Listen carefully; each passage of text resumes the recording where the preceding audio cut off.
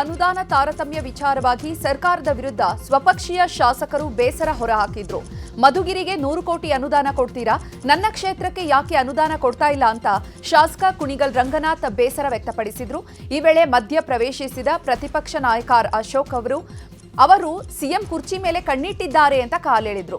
ಇದಕ್ಕೆ ಉತ್ತರಿಸಿದ ಸಿದ್ದರಾಮಯ್ಯ 5 ವರ್ಷ ಇರ್ತೀವಿ ಅಂತ ಅಂದ್ರು. ಈ ವೇಳೆ ಕುರ್ಚಿ ಗದ್ದಲ ಜೋರಾಯಿತು. ಇವತ್ತು ಬಡವರ ಬಗ್ಗೆ ಇರುವಂತ ಸರ್ಕಾರನ ಕೆಟ್ಟ ಹೆಸರು ಬರಬಾರದು ಅನ್ನೋದಕ್ಕೋಸ್ಕರ ನಾನು ಮಾನ್ಯ ಮುಖ್ಯಮಂತ್ರಿಗಳ ಗಮನಕ್ಕೆ ತರಲಿಕ್ಕೆ ವಿಶೇಷವಾಗಿ ನಿಮ್ಮನ್ನ ಬಳಸ್ಕೊತಾ ಇದ್ದೀನಿ ಮಾನ್ಯ ಸಭಾಧ್ಯಕ್ಷರೇ. ಇವತ್ತು ಕುಣಿಗಲ್ ತಾಲೂಕಲ್ಲಿ ಸುಮಾರು ಎಲ್ಲ ಇವತ್ತು ಮಧುಗಿರಿಲಿ 100 ಕೋಟಿ ಕೊಡುವಂತ ಸಂದರ್ಭದಲ್ಲಿ ನನ್ನ ತಾಲೂಕಿಗೆ ಸುಮಾರು ವರ್ಷದಿಂದ 1 ಕೋಟಿ ಕೊಡ್ಲಿಕ್ಕೂ ಅವಕಾಶ ಇಲ್ಲ ಅಂದ್ರೆ ನಾನು ಎಲ್ಲಿಗೆ ಹೋಗ್ಲಿ ಮಾನ್ಯ ಸಭಾಧ್ಯಕ್ಷರೇ? ಮಾನ್ಯ ಮುಖ್ಯಮಂತ್ರಿಗಳು, ಮಾನ್ಯ ಅಧ್ಯಕ್ಷರೇ, ರಂಗನಾಥ್ ಅವರು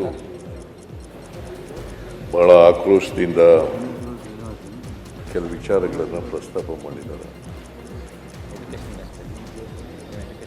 ಕಳೆದ ವರ್ಷ 24-25ರಲ್ಲಿ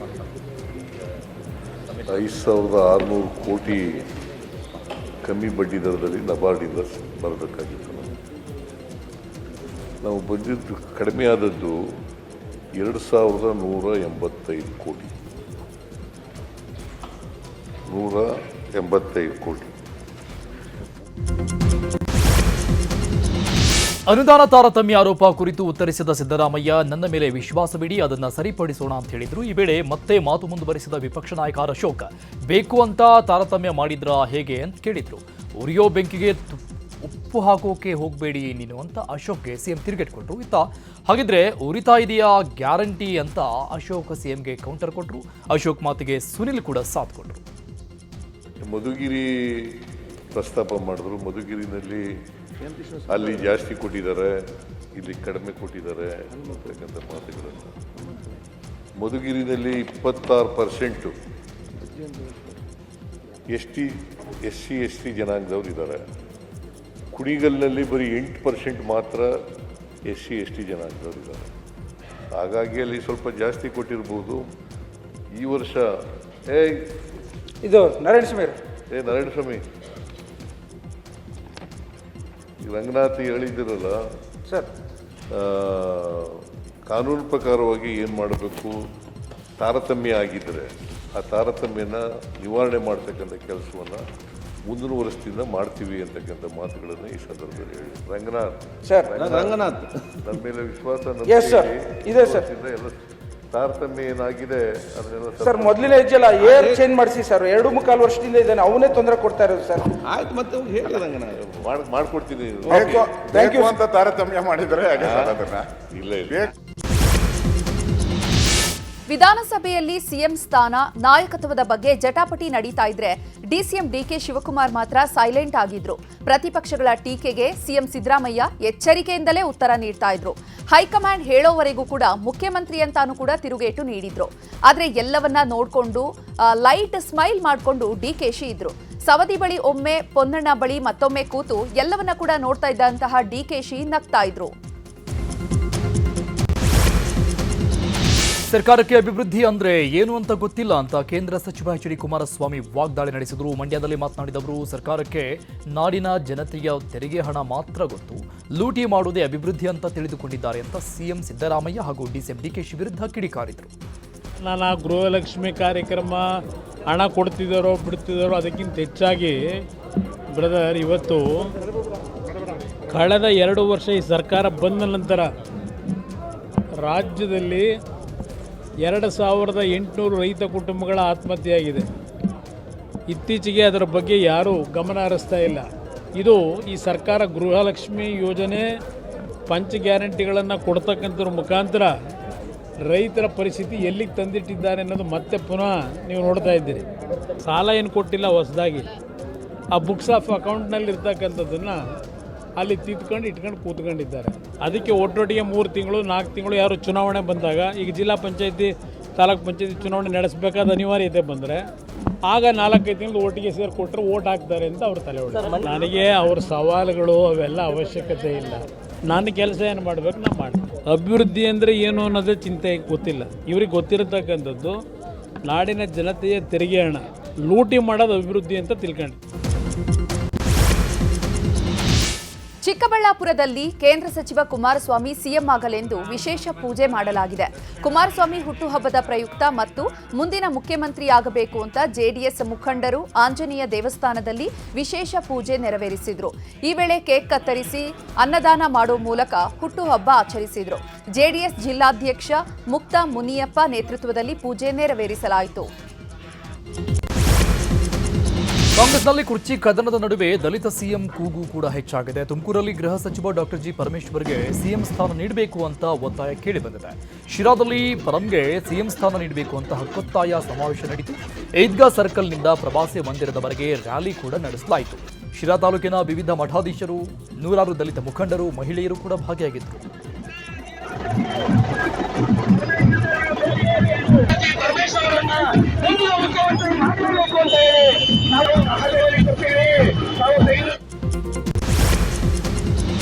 ರಾಜ್ಯದಲ್ಲಿ ಸಿಎಂ ಮತ್ತು ಡಿಸಿಎಂ ಮಧ್ಯೆ ಸಿಎಂ ಕುರ್ಚಿ ಕದನದ ವಿಚಾರವಾಗಿ ಮಾಜಿ ಕೃಷಿ ಸಚಿವ ಬಿಸಿ ಪಾಟೀಲ್ ಪ್ರತಿಕ್ರಿಯೆ ನೀಡಿದ್ದಾರೆ. ಹಾವೇರಿಯಲ್ಲಿ ಮಾತನಾಡಿದ ಅವರು, ಈ ರಾಜ್ಯದಲ್ಲಿ ಸಂಪೂರ್ಣವಾಗಿ ಸರ್ಕಾರ ಸತ್ತು ಹೋಗಿದೆ. ಕುರ್ಚಿ ಕಾದಾಟದಲ್ಲಿ ಬರೀ ಬ್ರೇಕ್ಫಾಸ್ಟ್, ತಿಂಡಿ, ಊಟ ಇಷ್ಟೇ ಆಗಿದೆ. ಇದರ ಮಧ್ಯೆ ಆಡಳಿತದ ಸಂಪೂರ್ಣವಾಗಿ ಕುಸಿದು ಹೋಗಿದೆ ಅಂತ ಸಿಎಂ ಡಿಸಿಎಂ ವಿರುದ್ಧ ಬಿಸಿ ಪಾಟೀಲ್ ವಾಗ್ದಾಳಿ ನಡೆಸಿದರು. ಈಗಾಗಲೇ 4-5 ತಿಂಗಳಿಂದನೂ ಈ ಕುರ್ಚಿಯ ಶೇಕಿಂಗ್ ಆಫ್ ಚೇರ್ ಅದು ನಡೀತಾ ಇತ್ತು. ಒಂದಿನ ಒಬ್ಬರು ಸ್ಟಾರ್ಟ್ ಮಾಡಿದರು, ಆಗಸ್ಟ್ ಕ್ರಾಂತಿ ಅಂದರು, ಸೆಪ್ಟೆಂಬರ್ ಕ್ರಾಂತಿ ಅಂದರು, ನವಂಬರ್ ಕ್ರಾಂತಿ, ಡಿಸೆಂಬರ್ ಕ್ರಾಂತಿ. ಈ ಕ್ರಾಂತಿಯಲ್ಲೇ ಕುರ್ಚಿ ಕ್ರಾಂತಿ ನಡೆದೋಗಿದೆ. ಕುರ್ಚಿ ಕಾದಾಟ ಏನು, ಬ್ರೇಕ್ಫಾಸ್ಟು, ತಿಂಡಿ, ಊಟ. ಇವರು ಅವ್ರ ಮನೆಗೆ ಬ್ರೇಕ್ಫಾಸ್ಟ್ಗೆ ಹೋಗ್ತಾರೆ, ಇವ್ರ ಮನೆಗೆ ನಾಟಿ ಕೋಳಿ ತಿನ್ನಕ್ಕೆ ಬರ್ತಾರೆ. ಇದರ ಮಧ್ಯೆ ಆಡಳಿತ ಸಂಪೂರ್ಣವಾಗಿ ಕುಸಿದು ಬಿದ್ದಿದೆ. ಆಡಳಿತ ಸಂಪೂರ್ಣವಾಗಿ ತನ್ನ ಹಿಡಿತವನ್ನು ಕಳೆದುಕೊಂಡಿದೆ. ಈಗಾಗಲೇ ಮಸೀದಿಗಳಲ್ಲಿ ಕೂಗುವ ಆಜಾನ್ನಿಂದ ಶಬ್ದ ಮಾಲಿನ್ಯ ಆಗ್ತಾ ಇದೆಯಂತ ಬಿಜೆಪಿ ಸದಸ್ಯ ಡಿಎಸ್ ಅರುಣ್ ಪರಿಷತ್ನಲ್ಲಿ ಪ್ರಶ್ನಿಸಿದರು. ನಮ್ಮ ಮನೆಯ ಹಿಂದೆಯೇ ಮಸೀದಿ ಇದೆ. ಬೆಳಿಗ್ಗೆ 4:45ರಿಂದಲೇ ಜೋರು ಸೌಂಡ್ ಬರುವ ರೀತಿಯಲ್ಲಿ ಇದೆ. ಗಣಪತಿಯ ವೇಳೆ ಡಿಜೆ ಹಾಕಬೇಡಿ ಅಂತೀರಾ? ಇಲ್ಲಿ ಜಪ್ತಿ ಮಾಡೋಕ್ಕೂ ನಿಮಗೆ ಧೈರ್ಯ ಇಲ್ವಾ? 3 ವರ್ಷದಲ್ಲಿ 52 ಕೇಸ್ ಆಗಿದ್ದಾವೆ. ಸರ್ಕಾರದ ರಕ್ಷಣೆ ಅವರಿಗಿದೆ ಅಂತ ಹೇಳಿದ್ರು. ಇದಕ್ಕೆ ಉತ್ತರಿಸಿದ ಸಚಿವ ಈಶ್ವರ್ ಖಂಡ್ರೆ, ಹೆಚ್ಚು ಸೌಂಡ್ ಮಾಡುವಂತಿಲ್ಲ ಅಂತ ಕೋರ್ಟ್ ಆರ್ಡರ್ ಇದೆ. ಎಷ್ಟು ಡೆಸಿಬಲ್ ಇದೆ ಅಷ್ಟು ಉಪಯೋಗಿಸ್ತಾ ಇದ್ದಾರಾ ಅಂತ ಅಧಿಕಾರಿಗಳು ನೋಡ್ತಾರೆ. ರೂಲ್ಸ್ ಬ್ರೇಕ್ ಆದರೆ ಕಠಿಣ ಕ್ರಮವೂ ಇದೆ ಅಂತ ಹೇಳಿದ್ರು. ಜೊತೆಗೆ ಇದನ್ನು ರಾಜಕೀಯಕ್ಕೆ ಬಳಸಲಾಗ್ತಾ ಇದೆ ಅಂತ ಕೌಂಟರ್ ಕೂಡ ಕೊಟ್ಟರು. ನನ್ನ ಮನೆಯ ಹಿಂದ್ಗಡೆನೆ ಒಂದು ಮಸೀದಿ ಇದೆ. ನನ್ನ ಮನೆ ಹಿಂದ್ಗಡೆನೆ. ನಾನು ಬೆಳಿಗ್ಗೆ ಬೆಂಗಳೂರಿಂದ ಶಿವಮೊಗ್ಗಕ್ಕೆ ಹೋದರೆ 4:45 ಶಿವಮೊಗ್ಗಕ್ಕೆ ಹೋಗ್ತೀನಿ. 4:45 ನಾ ಮಲ್ಗಕ್ಕೆ ಹೋದರೆ ಶುರು ಆಗುತ್ತೆ ಆಜಾನ್. ಯಾವ ಮಟ್ಟಕ್ಕೆ ಸೌಂಡ್ ಇರುತ್ತೆ ಅಂದರೆ, ನಮ್ಮ ಮನೆಯಲ್ಲಿ ನಮ್ಮ ತಂದೆಗೆ 86 ವರ್ಷ. ಈಗ 86 ವರ್ಷ. ಆ ಸೌಂಡಿಗೆ ಎದ್ದು ಕೂರುವಂಥ ಸ್ಥಿತಿ ನಮ್ಮ ಮನೆಯಲ್ಲಿದೆ. ಸುತ್ತಮುತ್ತ ಇಲ್ವಾ? ಸುತ್ತಮುತ್ತ ಇರೋವಂಥ ಮನೆಗಳವರು ಬಂದಿದ್ರು ನಮ್ಮ ಮನೆ ಕಟ್ಟಿದಾಗ. ನಾನು ಕಂಪ್ಲೇಂಟ್ ಕೊಡಿ ಅಂತ ಹೇಳ್ತಾರೆ. ಮಾನ್ಯ ಸಚಿವರೇ, ಯಾರು ಕಂಪ್ಲೇಂಟ್ ಹೋಗಿ ಕೊಡ್ತಾರೆ? ಯಾರಿಗೆ ಧೈರ್ಯ ಇದೆ ಹೇಳಿ? ಇವತ್ತು ಆ ಸ್ಥಿತಿ ಇದೆ. ನಮಗೆ DJ ಹಾಕ್ಬಾರ್ದು ಅಂತ ಗಣಪತಿ ಹಬ್ಬದ ಸಮಯದಲ್ಲಿ ಹೇಳ್ತೀರಾ. ಒಂದೇ ಒಂದು ಆರ್ಡರ್ ಮಾಡ್ತೀರಾ. ನಮ್ದು DJ ಎಲ್ಲ ಕ್ಯಾನ್ಸಲ್. ಯಾರು DJ ಹಾಕ್ತಾರೆ ಅದನ್ನೆಲ್ಲ ಜಪ್ತಿ ಮಾಡ್ತೀರಾ. ಇಲ್ಲಿ ಜಪ್ತಿ ಮಾಡಕ್ಕೂ ನಿಮಗೆ ಧೈರ್ಯ ಇಲ್ಲ. ಅವ್ರಿಗೆ ಹೋಗಿ ರಿಕ್ವೆಸ್ಟ್ ಮಾಡ್ತಾರೆ, ಮಾನ್ಯ ಸಭಾಪತಿಗಳೇ, ಹೋಗಿ ಮಸೀದಿಗಳಲ್ಲಿ ಹೋಗಿ ದಯಮಾಡಿ ಸೌಂಡನ್ನ ಜಾಸ್ತಿ ಮಾಡಬೇಡಿ ಅಂತ ಇವ್ರೋಗಿ. ವಿಧಾನಸಭೆಯಲ್ಲಿ ಉತ್ತರ ಕರ್ನಾಟಕ ಭಾಗದ ಸಮಸ್ಯೆ ಕುರಿತು ಚರ್ಚೆಗೆ ಪಕ್ಷಾತೀತವಾಗಿ ಶಾಸಕರು ಆಗ್ರಹಿಸಿದ್ರು. ಈ ಬಗ್ಗೆ ಪ್ರಸ್ತಾಪಿಸಿದ ವಿಪಕ್ಷ ನಾಯಕ ಆರ್ ಅಶೋಕ್, ಉತ್ತರ ಕರ್ನಾಟಕ ಭಾಗದ ವಿಚಾರ 2 ದಿನ ಚರ್ಚೆ ಮಾಡಿ ಉಳಿದ ಭಾಗದ ವಿಚಾರ ಬೇರೆ ದಿನ ಚರ್ಚೆ ಮಾಡ್ತಾ ಇದ್ವು. ಆದರೆ 2 ದಿನಗಳ ಸದನ ವ್ಯರ್ಥ ಆಗಿದೆ. ಹಾಗಾಗಿ ಸದನದ ಅವಧಿ ವಿಸ್ತರಣೆ ಮಾಡುವಂತೆ ಮನವಿ ಮಾಡಿದ್ರು. ಈ ವೇಳೆ ಮಧ್ಯ ಪ್ರವೇಶಿಸಿದ ಸ್ಪೀಕರ್, ಉತ್ತರ ಕರ್ನಾಟಕ ಭಾಗದ ಚರ್ಚೆಗೆ ಅವಕಾಶ ಕೊಡ್ತೇನೆ, ಯಾರು ಕೂಡ ಹೊಸದಾಗಿ ಚರ್ಚೆಗೆ ಅವಕಾಶ ಕೇಳಬೇಡಿ, ಇಂಪಾರ್ಟೆಂಟ್ ಪ್ರಶ್ನೆಗಳನ್ನ ಮಾತ್ರ ಕೇಳಿ ಅಂತ ಹೇಳಿದ್ರು. ಆ ನಂತರ ಚರ್ಚೆ ಆರಂಭವಾಯಿತು. ನಾಳೆ ಸಿಎಂ ಸಿದ್ದರಾಮಯ್ಯ ಅವರಿಂದ ಉತ್ತರ ಕೊಡಿಸೋದಾಗಿ ಸ್ಪೀಕರ್ ಖಾದರ್ ಸೂಚಿಸಿದ್ರು. 2 ದಿನ ಸಂತಾಪ ಇದರಲ್ಲಿ ಹೊರಟೋಯ್ತು. 2 ದಿನ ನಾವು ತಿಳ್ಕೊಂಡಿದ್ರಿ, ನೀವು ಮಾತಾಡಬೇಡಿ. ನಾವು ತಿಳ್ಕೊಂಡಿದ್ರಿ ಉತ್ತರ ಕರ್ನಾಟಕ ಚರ್ಚೆಯನ್ನ 2 ದಿನ ಉತ್ತರ ಕರ್ನಾಟಕ ಚರ್ಚೆ ಆಗಿ 3ನೇ ದಿನ ಮುಖ್ಯಮಂತ್ರಿಗಳು ಉತ್ತರ ಕೊಡ್ತಾರೆ. 3 ದಿನದಲ್ಲಿ ಆಗುತ್ತೆ. ಅದಾದಮೇಲೆ ಬೇರೆ ಬೇರೆ ಚರ್ಚೆ ಬರುತ್ತೆ ಅಂತ ನಾವೆಲ್ಲ ತಿಳ್ಕೊಂಡಿದ್ರಿ. ಇದು ಕಾರಣಾಂತರ 2 ದಿನ ಸಂತಾಪ ಹೊರಟೋಯ್ತು. ತಾವು ಇದನ್ನು ಇವತ್ತು ಸೋಮವಾರವಾಗಿ ಮಂಗಳವಾರ ಆಗಿದೆ. ಈಗ ಮಂಗಳವಾರ ಬಂದಿದೆ. ಇವತ್ತಿನ ಮುಖ್ಯಮಂತ್ರಿಗಳು ಇದಕ್ಕೆ ಉತ್ತರ ಕೊಡಬೇಕಾಗಿದೆ. ಅವ್ರು ಎಷ್ಟು ಟೈಮ್ ತಗೊಂತಾರೋ ಗೊತ್ತಿಲ್ಲ. ದಯವಿಟ್ಟು ಇವತ್ತೇ ಮುಖ್ಯಮಂತ್ರಿಗಳ ಉತ್ತರವನ್ನು ಕೊಡಿಸಿದ್ರೆ ಇವತ್ತಿನ ನಾಳೆಯಿಂದ ಬೇರೆ ಏನೇನೋ ಅಜೆಂಡಾ ಇದೆಯಲ್ಲ, ಬಂದಿದೆಯಲ್ಲ 69, ಅದ್ರಲ್ಲಿ ಹೋಗೋಣ. ಈಗ 4-5 ದಿನ ಆಯ್ತು ಉತ್ತರ ಕರ್ನಾಟಕದ್ದು ಚರ್ಚೆ. ಸರ್, ನಾವಿನ್ನೂ ಹೊಸ ಶಾಸಕರು ಮಾತಾಡಿ ಸರ್. ಊಟದ ಬಳಿಕ ವಿಧಾನಸಭೆಯಲ್ಲಿ ಉತ್ತರ ಕರ್ನಾಟಕದ ಮೇಲೆ ಚರ್ಚೆ ನಡೆಯಿತು. ರಾಜ್ಯವನ್ನ ಸಾರಾಯಿ ಮುಕ್ತವನ್ನಾಗಿ ಮಾಡಿ ಅಂತ ಬಿಜೆಪಿ ಸದಸ್ಯ ಶರಣು ಸಲಗಾರ್ ಮನವಿ ಮಾಡಿದ್ರು. ನಮಗೆ ಯಾವುದೇ ಗೃಹಲಕ್ಷ್ಮಿ ಹಣ ಬೇಡ, ಆದ್ರಿಂದ ಜನರಿಗೆ ಏನೂ ಪ್ರಯೋಜನ ಆಗ್ತಾ ಇಲ್ಲ. ಮೊದಲು ವ್ಯಸನ ಮುಕ್ತ ಉತ್ತರ ಕರ್ನಾಟಕ ಮಾಡಿ ಅಂತ ಮನವಿ ಮಾಡಿದ್ರು. ಒಬ್ಬೊಬ್ಬರು ಎಂತ ಮನೆಯೊಳಗೆ ಬದುಕಲತ್ತಾರಂದ್ರ 4 ಕಡಿ ಪತ್ರಗಳು. ಸರ್ಕಾರ ನಾವು ನಿಮಗೆ ಏನು ಇಲ್ಲ, ನಮಗ್ ಬರೋ ವ್ಯಸನ ಮುಕ್ತ ಸಮಾಜ ಮಾಡ್ರಪ್ಪ, ನಮ್ ಕಡೆ ಶರೀರ ಕಳಿಸ್ಬೇಡ್ರಿ, ನೀವೇನು ಮಾಡಬೇಡ್ರಿ. ಇವತ್ತು ಹೇಳ್ತೀನಿ, ಗೃಹ ಮಂತ್ರಿಗಳಾರ ತಮಗೆ ಹೇಳ್ತೀನಿ, ನೀವು ಒಂದು ವೇಳೆ ಏನಾರ ಶರೀರ ಬಂದ್ ಮಾಡಿದ್ರಿ ಅಂದ್ರ ಈ ರಾಜ್ಯದೊಳಗ ನಮ್ ಕಡೆ ಜನ ಜಗಲಿ ಮೇಲೆ ನಿಮ್ ಫೋಟೋ ಇಟ್ಟು ಪೂಜಾ ಮಾಡ್ತಾರೆ. ನಿಮ್ ಫೋಟೋ ಇಟ್ಟು ಅಧ್ಯಕ್ಷರೇ. ಪರಿಷತ್ನಲ್ಲೂ ಕೂಡ ಉತ್ತರ ಕರ್ನಾಟಕದ ಜ್ವಲಂತ ಸಮಸ್ಯೆಗಳ ಬಗ್ಗೆ ಚರ್ಚೆ ಬಿಜೆಪಿ ಸದಸ್ಯರು ಒತ್ತಾಯ ಮಾಡಿದ್ರು. ಚರ್ಚೆಯ ಸಲುವಾಗಿ ಸದನವನ್ನ 1 ವಾರ ವಿಸ್ತರಿಸಿ ಅಂತ ಸಭಾಪತಿಗೆ ಛಲವಾದಿ ನಾರಾಯಣಸ್ವಾಮಿ ಮನವಿ ಮಾಡಿಕೊಂಡ್ರು. ನಿಮ್ಮ ಭಾವನೆ ನನಗೆ ಅರ್ಥ ಆಯಿತು, ಇದನ್ನ ಸರ್ಕಾರ ತೀರ್ಮಾನ ಮಾಡಬೇಕು ಅಂತ ಹೊರಟಿ ಹೇಳಿದ್ರು. ಸಭಾಪತಿಗಳೇ, ತಮಗೆ ಮೊದಲೇ ನಾನು ಪತ್ರ ಬರೆದು ತಿಳಿಸ್ಕೊಂಡಿದ್ದೆ. ಉತ್ತರ ಕರ್ನಾಟಕದ ಭಾಗದ ಸಮಸ್ಯೆಗಳನ್ನ ಪರಿಹಾರ ಮಾಡಬೇಕಂತಂದ್ರೆ ಆ ವಿಚಾರಗಳನ್ನ ಹೆಚ್ಚು ಚರ್ಚೆ ಮಾಡಬೇಕು ಅನ್ನೋದನ್ನು ತಮ್ಮ ಗಮನಕ್ಕೆ ನಾನು ತಂದಿದ್ದೆ. ಅದೇ ರೀತಿಯಲ್ಲಿ ಇವತ್ತು ಸದನದ ಸಮಯ ಕೂಡ ಕಡಿಮೆ ಆಯಿತು. ರೈತರ ಸಮಸ್ಯೆಗಳು ಬಹಳಷ್ಟಿದೆ, ಬೇರೆ ಬೇರೆ ಸಮಸ್ಯೆಗಳಿದೆ. ಆ ಕಾರಣದಿಂದ ನಾನು ತಮ್ಮಲ್ಲಿ ವಿನ್ನಹ ಮಾಡ್ತಕ್ಕಂಥದ್ದು, ಸರ್ಕಾರಕ್ಕೆ ತಾವು ತಿಳಿಸಿಕೊಡ್ಬೇಕು, ಬೆಳಗಾವಿ ಅಧಿವೇಶನವನ್ನು ಇನ್ನೂ 1 ವಾರಗಳ ಕಾಲ ವಿಸ್ತರಿಸಿ ಉತ್ತರ ಕರ್ನಾಟಕದ ಜ್ವಲಂತ ಸಮಸ್ಯೆಗಳು ಹಾಗೂ ಸಮಗ್ರ ಅಭಿವೃದ್ಧಿ ಕುರಿತು ಚರ್ಚೆ ನಡೆಸುವ ಕುರಿತು ಮನವಿ. ನಾನು ಪೂರ್ತಿ ಓದ್ಲಿ ಹೇಳಿ. ಬೆಳಗಾವಿ ಜಿಲ್ಲೆ 3 ಜಿಲ್ಲೆಗಳಾಗಿ ವಿಭಜನೆ ಆಗಬೇಕು ಅಂತ ಬೇಡಿಕೆ ಇದೆ ಅಂತ ಸಚಿವ ಸತೀಶ್ ಜಾರಕಿಹೊಳಿ ಹೇಳಿದ್ದಾರೆ. ಬೆಳಗಾವಿಯಲ್ಲಿ ಮಾತನಾಡಿದ ಸತೀಶ್ ಜಾರಕಿಹೊಳಿ, ಆದ್ರೆ 3 ಜಿಲ್ಲೆ ಆಗಬೇಕು, ಈ ಬಗ್ಗೆ ಸಿಎಂ ಶಾಸಕರ ಜೊತೆ ಸಭೆಯನ್ನ ಮಾಡಲಿದ್ದಾರೆ ಅಂತ ಹೇಳಿದ್ರು. ಪರಿಷತ್ನಲ್ಲಿ ಮೊಟ್ಟೆಯಲ್ಲಿ ಕ್ಯಾನ್ಸರ್ ಕಾರಕ ಅಂಶ ಪತ್ತೆಯಾಗಿರೋ ವಿಷಯದ ಬಗ್ಗೆ ಚರ್ಚೆ ಆಯಿತು. ಶೂನ್ಯ ವೇಳೆಯಲ್ಲಿ ರಮೇಶ್ ಬಾಬು ಪ್ರಸ್ತಾಪ ಮಾಡಿದ್ರು. ಮೊಟ್ಟೆ ಪೌಷ್ಟಿಕಾಂಶದ ಆಹಾರ, ಆದರೆ ಈ ವರದಿ ಆತಂಕ ಮೂಡಿಸಿದೆ ಅಂತ ಹೇಳಿದ್ರು. ಇದಕ್ಕೆ ಉತ್ತರ ಕೊಟ್ಟ ದಿನೇಶ್ ಗುಂಡೂರಾವ್, ಮೊಟ್ಟೆ ವಿಚಾರದಲ್ಲಿ ಸಾರ್ವಜನಿಕ ವಲಯದಲ್ಲಿ ಆತಂಕ ಬೇಡ, ವರದಿ ಬರಲು 4-5 ದಿನ ಆಗತ್ತಾ, ಎಚ್ಚರಿಕೆ ಕ್ರಮ ತನಿಖೆ ಮಾಡಿಸುವುದು ನಮ್ಮ ಜವಾಬ್ದಾರಿ ಅಂತ ಉತ್ತರ ಕೊಟ್ಟರು. ಮೊಟ್ಟೆ ಬಳಕೆಯು ಒಂದು ಪೌಷ್ಟಿಕ ಆಹಾರವಾಗಿದ್ದು ಇಡೀ ದೇಶದಲ್ಲಿ ಮೊಟ್ಟೆಯನ್ನು ಬಳಸಲಾಗುತ್ತಿದೆ. ಆದರೆ ಒಂದು ಖಾಸಗಿ ಸಂಸ್ಥೆ ಮೊಟ್ಟೆ ಬಳಕೆ ಆರೋಗ್ಯಕ್ಕೆ ಅಪಾಯಕಾರಿ ಎಂದು ಯೂಟ್ಯೂಬ್ನಲ್ಲಿ ಪ್ರಚಾರ ಮಾಡಿರುವುದರಿಂದ ರಾಜ್ಯದ ಜನರಲ್ಲಿ ಆತಂಕ ಮನೆ ಮಾಡಿರುತ್ತದೆ. ಈ ರೀತಿಯ ಅಪಪ್ರಚಾರ ಮಾಡಲಾಗಿರುತ್ತದೆ. ಜನರಲ್ಲಿ ತಪ್ಪು ಭಾವನೆ ಉಂಟು ಮಾಡುವ ಉದ್ದೇಶದಿಂದ ಮತ್ತು ಕುಕ್ಕಟ ಉದ್ಯಮಕ್ಕೆ ಘಾಸಿಗೊಳಿಸುವ ದುರುದ್ದೇಶದಿಂದ ಇಂತಹ ಅಪಪ್ರಚಾರ ಮಾಡಲಾಗಿದ್ದು, ರಾಜ್ಯ ಸರ್ಕಾರದ ಆರೋಗ್ಯ ಇಲಾಖೆ ಕೂಡಲೇ ಇವರ ಮೇಲೆ ಕ್ರಿಮಿನಲ್ ಪ್ರಕರಣ ದಾಖಲಿಸಬೇಕೆಂದು ಕೋರುತ್ತೇನೆ. ಈಗ ಮೊನ್ನೆ ಬಂದಿರುವಂಥದ್ದು ಅದರ ಪೂರ್ತಿ ಮಾಹಿತಿ ನಮ್ಮ ಹತ್ರ ಇಲ್ಲ. ಅದೊಂದು ಯೂಟ್ಯೂಬ್ ಚಾನಲ್ ಏನೋ ತೋರಿಸಿದ್ದಾರೆ ಅಂತ. ನಾವು ಈಗಾಗಲೇ ಆ ಕಂಪನಿಯ ಎಗಾಸ್ ಕಂಪನಿ ಏನಿದೆ, ಆ ಕಂಪನಿಯ ಒಂದು ಮೊಟ್ಟೆಗಳು ಕೂಡ ತಪಾಸಣೆಗೆ ತೊಗೊಳ್ತಕ್ಕಂಥದ್ದಕ್ಕೆ ಈಗಾಗಲೇ ನಾವು ಸ್ಯಾಂಪಲ್ಗಳನ್ನ ಅದನ್ನು ತೊಗೊಂಡಿದ್ದೀವಿ. ಮತ್ತು ಬೇರೆ ಮೊಟ್ಟೆಗಳನ್ನು ಕೂಡ ನಾವು ಒಂದು ಸ್ಯಾಂಪಲ್ಗಳು ತೊಗೊಂಡಿದ್ದೀವಿ. ವರದಿ ಬರೋದಕ್ಕೆ ಒಂದು 3-4 ದಿವಸ, ಇನ್ನೊಂದು 4-5 ದಿವಸ ಆಗ್ತದೆ. ಸೊ ಅದು ಬಂದ ಮೇಲೆ ಮುಂದಿನ ಕ್ರಮ ತಗೊಳ್ಬೋದು. ಚಿತ್ರದುರ್ಗದ ರೇಣುಕಾಸ್ವಾಮಿ ಕೊಲೆ ಪ್ರಕರಣಕ್ಕೆ ಸಂಬಂಧಪಟ್ಟಂತೆ ನಾಳೆಯಿಂದ ಕೋರ್ಟ್ ಸಾಕ್ಷ್ಯ ವಿಚಾರಣೆ ಆರಂಭಿಸಲಿದೆ. ನಾಳೆಯಿಂದ 57ನೇ ಸಿಸಿಎಚ್ ಟ್ರಯಲ್ ನಡೆಯಲಿದೆ. ನಾಳಿನ ಟ್ರಯಲ್ಗೆ ಎಸ್ಪಿಪಿ ಮತ್ತು ತಂಡ ಸಿದ್ಧತೆಯನ್ನು ನಡೆಸಿದ್ದು, ಎಸ್ಪಿಪಿ ಪ್ರಸನ್ನಕುಮಾರ್, ತನಿಖಾಧಿಕಾರಿ ಎಸಿಪಿ ಚಂದನ್, ಶೆಡ್ ಸೇರಿದಂತೆ ಘಟನಾ ಸ್ಥಳಗಳನ್ನು ಪರಿಶೀಲನೆ ನಡೆಸಲಿದ್ದಾರೆ. ರೇಣುಕಾಸ್ವಾಮಿ ಶವ ಎಸೆದಿದ್ದಂತಹ ಅಪಾರ್ಟ್ಮೆಂಟ್ನ ಬಳಿಯ ಸ್ಥಳ, ಕೊಲೆ ನಡೆದಿದ್ದ ರಾಜರಾಜೇಶ್ವರಿ ನಗರದ ಪಟ್ಟಣಗೆರೆ ಶೆಡ್ನ ಸ್ಥಳ, ರೇಣುಕಾಸ್ವಾಮಿ ಕೈಮುಗಿದು ಬೇಡಿಕೊಂಡಿದ್ದಂತಹ ಸ್ಥಳ ಪರಿಶೀಲನೆ ನಡೆಸಲಾಗಿದೆ. ನಟ ರಾಜ್ಬೀರ್ ಶೆಟ್ಟಿ ಹಾಗೂ ರಿಷಬ್ ಶೆಟ್ಟಿ ನಡುವೆ ಅಂತ ಮೂಡಿದೆಯಾ ಎಂಬ ಮಾತುಗಳು ಕೇಳಿಬಂದಿತ್ತು. ಈ ಬಗ್ಗೆ ನ್ಯೂಸ್ 18 ಜೊತೆ ರಾಜ್ಬೀರ್ ಶೆಟ್ಟಿ ಸ್ನೇಹದ ಮಾತುಗಳನ್ನಾಡಿದ್ದು, ನಾನು ಕಾಂತಾರ 1 ಶುರುವಾದಾಗಲೇ ಹೇಳಿ ಹೊರಬಂದೆ. ಕಾಂತಾರ 1ನಲ್ಲಿ ನನ್ನ ನಂಬಿಕೆಗೆ ಯಾವುದೋ ತೊಂದರೆ ಆಗೋ ಚಾನ್ಸಸ್ ಇರೋ ಕಾರಣದಿಂದ ಹೊರಗುಳಿತೀನಿ ಅಂತ ಹೇಳಿಬಂದೆ. ನಾನು ರಿಷಬ್ ನಿರ್ದೇಶನದ ಕಾಂತಾರ 1 ನೋಡಿದ್ದೀನಿ. ರಿಷಬ್ ಶೆಟ್ಟಿ ನಮ್ಮ 45 ಸಿನಿಮಾ ನೋಡಲೇಬೇಕು ಅಂತೇನಿಲ್ಲ. ರಿಷಬ್ ಶೆಟ್ಟಿ ನನ್ನ ಹೆಸರು ಹೇಳಿಲ್ಲ ಅಂತ ಹರ್ಟ್ ಆಗೋ ಅವಶ್ಯಕತೆ ಇಲ್ಲ ಅಂತ ಹೇಳಿದ. ನನಗಿರುವಂತಹ ಕೆಲವಾರು ನನ್ನ ನಂಬಿಕೆಗೆ ಸ್ವಲ್ಪ ಯಾವುದೋ ಒಂದು ತೊಂದರೆ ಆಗೋ ರೀತಿಯಲ್ಲಿ ಆಗುವಂತ ಚಾನ್ಸಸ್ ಇರೋ ಕಾರಣದಿಂದ ನಾನು ಇದರಿಂದ ಹೊರಗುಳಿತೀನಿ ಅಂತ. ನಾನು ಅದನ್ನ ಮೊದಲೇ ಅನೌನ್ಸ್ ಮಾಡಿದ್ರಿಂದ ಕಾಂತಾರ 1 ಆಗ್ಬೇಕಾದ್ರೆ ನಾನು ಯಾವುದೇ ರೀತಿಯಲ್ಲಿ ಕೂಡ ಅದ್ರಲ್ಲಿ ತೊಡಗಿಕೊಂಡಿಲ್ಲ.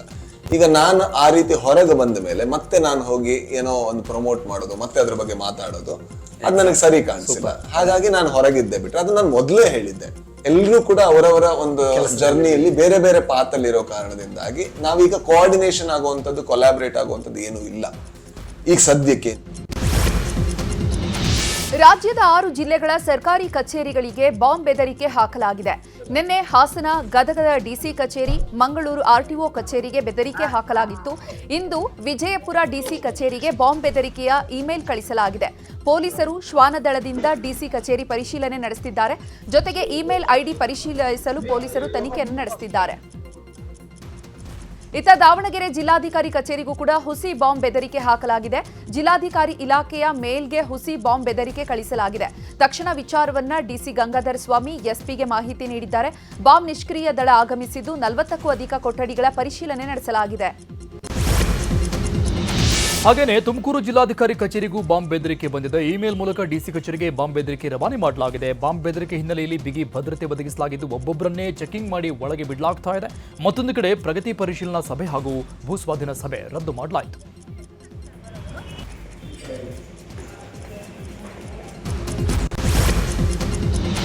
ಬೆಳಗಾವಿ ಮೂಲದ ಅಪ್ರಾಪ್ತೆ ಮೇಲೆ ಲೈಂಗಿಕ ದೌರ್ಜನ್ಯ ನಡೆಸಿದ ಆರೋಪದಲ್ಲಿ ಯೂಟ್ಯೂಬರ್ನಲ್ಲಿ ಟ್ರೆಂಡಿಂಗ್ ಸ್ಟಾರ್ ಮ್ಯೂಸಿಕ್ ಮೈಲಾರಿ ಸೇರಿದಂತೆ 7 ಜನರ ವಿರುದ್ಧ ಪೋಕ್ಸೋ ಪ್ರಕರಣ ದಾಖಲಿಸಲಾಗಿದೆ. ಅಕ್ಟೋಬರ್ 24ರಂದು ಬಾಗಲಕೋಟೆ ಜಿಲ್ಲೆಯ ಮಹಾಲಿಂಗಪುರ ಪೊಲೀಸ್ ಠಾಣಾ ವ್ಯಾಪ್ತಿಯಲ್ಲಿ ನಡೆದಿರುವುದಾಗಿ ಆರೋಪಿಸಲಾಗಿದೆ. ಮನೆಯ ವಿಚಾರವಾಗಿ ಇಬ್ಬರ ಗಲಾಟೆ, 3ನೇವರಿಗೆ ಹಲ್ಲೆ ಮಾಡಲಾಗಿದೆ. ಚಿಕ್ಕಮಗಳೂರಿನ ಬೀಜು ಬಳ್ಳಿಯಲ್ಲಿ ಮನೆ ಲೀಸ್ ಸಂಬಂಧಪಟ್ಟಂಗೆ ಅರುಣ್ ಮತ್ತು ಸಬೀನಾ ನಡುವೆ ಗಲಾಟೆಯಾಗಿತ್ತು. ಗಲಾಟೆ ಸಂಬಂಧಪಟ್ಟಂಗೆ ಸಾಕ್ಷಿಯಾಗಿದ್ದಕ್ಕೆ ಸಬೀನಾ ಸ್ನೇಹಿತೆ ಮತ್ತು ಮಗಳ ಮೇಲೆ ಹಲ್ಲೆ ನಡೆಸಲಾಗಿದೆ. ಪಾರ್ಟಿ ವೇಳೆ ಪೊಲೀಸರ ಎಂಟ್ರಿಯಿಂದಾಗಿ ಭಯಬಿದ್ದ ಯುವತಿ ಖಾಸಗಿ ಹೋಟೆಲ್ನಿಂದ ಹಾರಿ ಕೆಳಗೆ ಬಿದ್ದಿದ್ಲು. ಭಾನುವಾರ ಬೆಳಗಿನ ಜಾವ ಈ ಘಟನೆ ನಡೆದಿತ್ತು. ಈ ಘಟನೆಗೆ ಸಂಬಂಧಪಟ್ಟಂತೆ ವೈಟ್ಫೀಲ್ಡ್ ಡಿಸಿಪಿ ಪರಶುರಾಮ್ ಪ್ರತಿಕ್ರಿಯೆ ನೀಡಿದ್ದಾರೆ. 4 ಹುಡುಗರು 4 ಹುಡುಗಿಯರು ಇದ್ರು. ಎಲ್ಲರೂ ಕೂಡ ಕುಡಿದಿರೋದು ಗೊತ್ತಾಗಿದೆ. ಐಡಿ ಕಾರ್ಡ್ ಪರಿಶೀಲನೆಗಾಗಿ ಕೆಳಗೆ ಬರುವಂತೆ ಕರೆದಿದ್ದಾರೆ. ಆಗ ಓರ್ವ ಯುವತಿ ಕೆಳಗೆ ಬಿದ್ದಿದ್ದಾಳೆ ಅಂದ್ರು. ಡಿಜಿಟಲ್ ಅರೆಸ್ಟ್ಗೆ ಭಯ ಬಿದ್ದು ಮಹಿಳಾ ಟೆಕ್ಕಿಯೊಬ್ಬರು ಮನೆ ಸೈಟ್ ಮಾರಿರುವ ಘಟನೆ ಬೆಂಗಳೂರಿನ ವಿಜ್ಞಾನ ನಗರದಲ್ಲಿ ನಡೆದಿದೆ. ಈ ಸಂಬಂಧಪಟ್ಟಂಗೆ ಮಹಿಳಾ ಟೆಕ್ಕಿ ವೈಟ್ಫೀಲ್ಡ್ ಸಿಇಎನ್ ಠಾಣೆಗೆ ದೂರು ಕೊಟ್ಟಿದ್ದಾರೆ. ಕೆಜಿಎಫ್ ಚಿತ್ರದ ಸಹ ನಿರ್ದೇಶಕ ಕೀರ್ತನ್ ಗೌಡ ಪುತ್ರನ ದಾರುಣ ಸಾವಾಗಿದೆ. ಲಿಫ್ಟ್ನಲ್ಲಿ ಸಿಲುಕಿ ಕೀರ್ತನ್ ಗೌಡ ಪುತ್ರ ಪುಟಾಣಿ ಸೋಹರ್ಷ್ ಸಾವನ್ನಪ್ಪಿದ್ದಾನೆ. ಹೈದರಾಬಾದ್ನಲ್ಲಿ ಸೋಮವಾರ ಈ ಘಟನೆ ನಡೆದಿದೆ. ಕೆಜಿಎಫ್ ಸಿನಿಮಾದಲ್ಲಿ ಕೀರ್ತನ್ ಗೌಡ ಕೆಲಸ ಮಾಡಿದ್ರು. ಸದ್ಯ ತೆಲುಗಿನಲ್ಲಿ ಸ್ವತಂತ್ರ ನಿರ್ದೇಶಕರಾಗಿ ಕೀರ್ತನ್ ಗೌಡ ಕೆಲಸ ಮಾಡ್ತಾ ಇದ್ರು. ಕೀರ್ತನ್ ಗೌಡಗೆ ತೆಲುಗು ಚಿತ್ರರಂಗ ಸಾಂತ್ವನ ಹೇಳಿದೆ. ಬೆಂಗಳೂರಲ್ಲಿ ಅಮಾನವೀಯ ಘಟನೆಯೊಂದು ನಡೆದಿದೆ. ಬೆಂಗಳೂರಿನ ಯುವಕನೊಬ್ಬ ನಡು ರಸ್ತೆಯಲ್ಲೇ ಹೃದಯಾಘಾತವಾಗಿದ್ದು ಆಸ್ಪತ್ರೆಗೆ ಕರೆದೊಯ್ಯುವಂತೆ ಆತನ ಪತ್ನಿ ಅಂಗಲಾಚ್ತಾ ಇದ್ರು ಕೂಡ ಸುತ್ತಮುತ್ತಲಿನ ಜನ ಸಹಾಯಕ್ಕೆ ಧಾವಿಸಿಲ್ಲ. ಈ ಅಮಾನವೀಯ ಘಟನೆ ಸಮಾಜದಲ್ಲಿ ಆಕ್ರೋಶ ಮೂಡಿಸಿದ್ದು, ವ್ಯಕ್ತಿ ರಸ್ತೆಯ ಮಧ್ಯದಲ್ಲಿಯೇ ಕೊನೆಯುಸಿರೆಳೆದಿದ್ದಾರೆ. ಸಾವಿನ ಕೊನೆಯ ಕ್ಷಣಗಳು ಸಿಸಿಟಿವಿಯಲ್ಲಿ ಸೆರೆಯಾಗಿದೆ.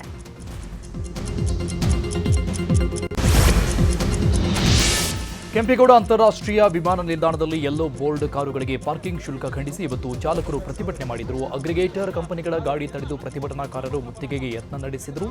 ರಸ್ತೆ ತಡೆದ ಪ್ರತಿಭಟನಾಕಾರರು ಗಾಡಿಗಳಿಗೆ ಬಾಟಲಿ ಎಸೆದಿದ್ದು ಕಂಡುಬಂತು. ಈ ವೇಳೆ ಲಾಠಿ ಚಾರ್ಜ್ ನಡೆಸಲಾಯಿತು.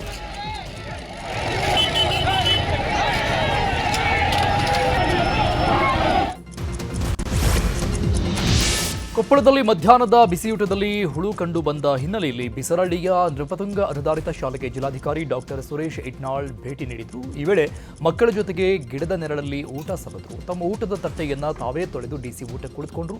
ಬಳಿಕ ಬಿಸಿಯೂಟ ಕುರಿತು ಮಕ್ಕಳೊಂದಿಗೆ ಮಾಹಿತಿಯನ್ನು ಪಡೆದುಕೊಂಡಿದ್ದಾರೆ.